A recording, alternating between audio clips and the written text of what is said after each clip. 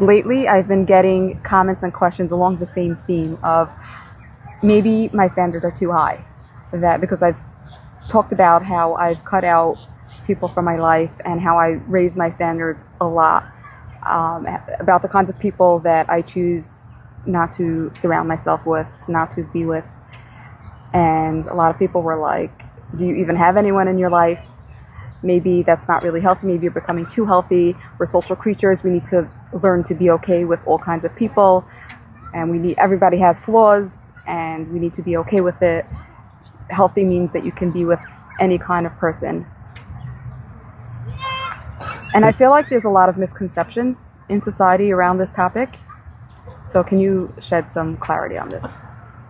Sure. So some people think if I have flaws, right, in order for someone to accept me, I'm going to accept people that have flaws. And like this, it's even, I have flaws, you have flaws, and together we're a happy couple or a happy friends, you know.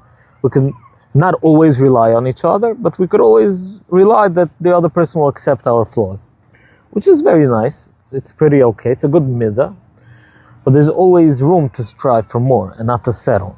So the way I would explain it is, there are, I think, about 192 countries in the world, something like that.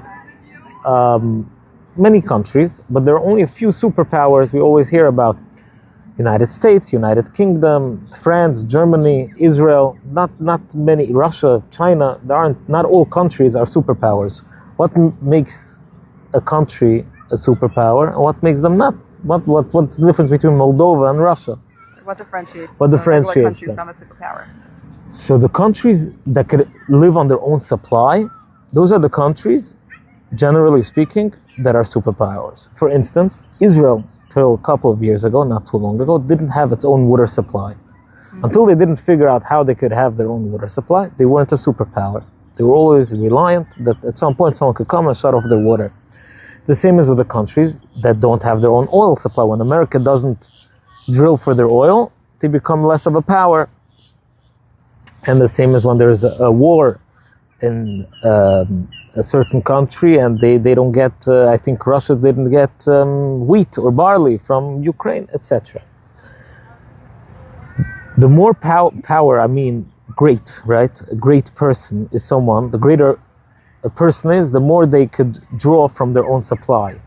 The more a person could draw from their own supply, the greater they are. Meaning, the more dependent someone is on other people, on validation, they need we all need acceptance, but if they